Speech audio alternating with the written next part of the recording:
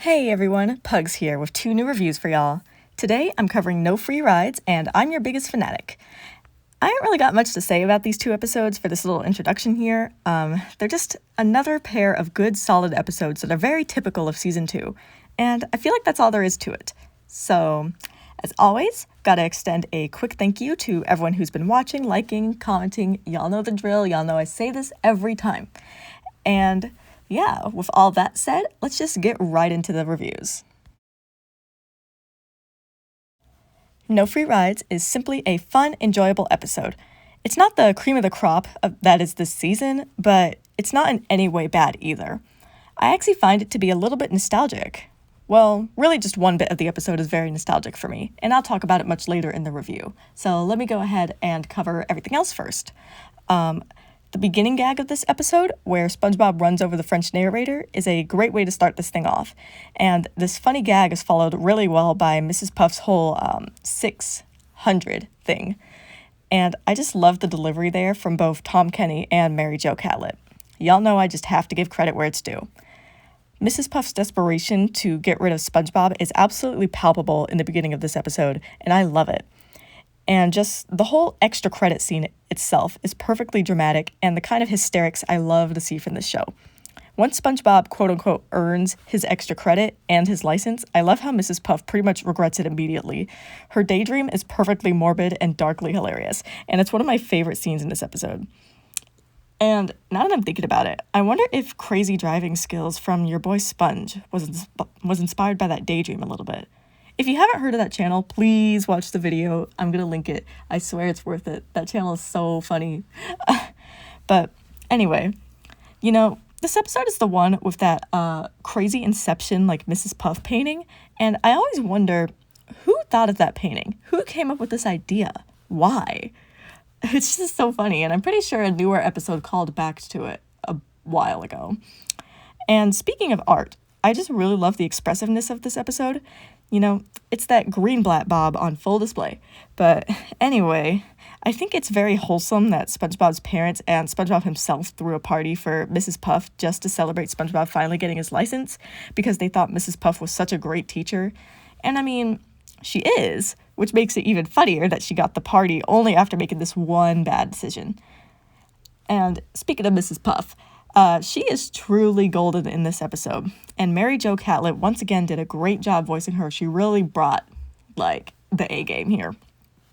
I mean, just the way Mrs. Puff gets serious with that "not again" line makes you question many things about her past, and not in a stupid theory video way, but in a good way.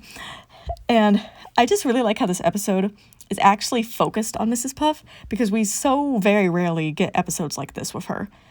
I also really liked the design of the ski mask over her face and body. That was just really funny to me. I don't know why. And as for the last bit of the episode, the chase scene, this is easily the funniest scene in the entire episode. I especially love the use of a rule of 3 joke with SpongeBob getting dragged through all those obstacles. It's just hysterical. And this is also the scene that's really nostalgic for me, like I mentioned earlier, and I'm 99% sure it's because this scene was used in a pretty iconic moment from a YouTube poop that I used to really love when I was younger.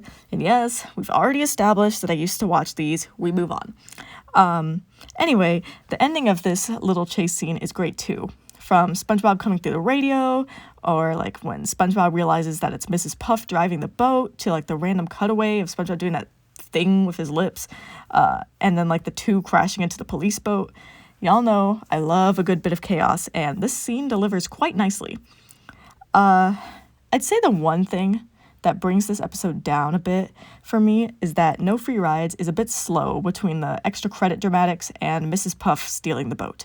There's nothing bad or wrong about the party scene or the setup to the boat stealing, but compared to the rest of the episode, those scenes are a little slow, and could have benefited from having a little more pep in their step, as they say.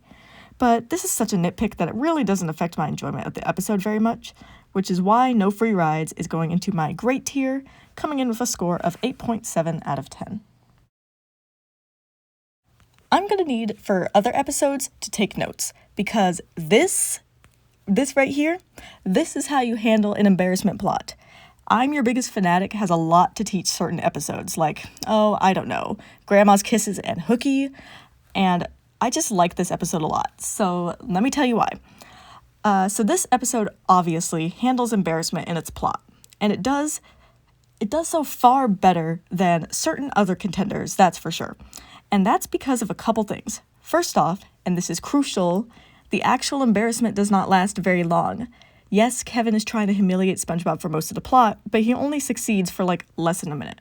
And it's broken pretty quickly by King Jellyfish showing up.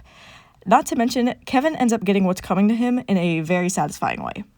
And SpongeBob enjoys himself for the rest of the trials that are supposed to lead to his humiliation, which means it's actually enjoyable to watch. The second reason this episode does much better with the embarrassment aspect than other episodes is because the humiliation is fairly minor. It's not a whole restaurant laughing at SpongeBob, it's just a few members of a club. And it's also not people we were previously familiar with. So this works fine for me.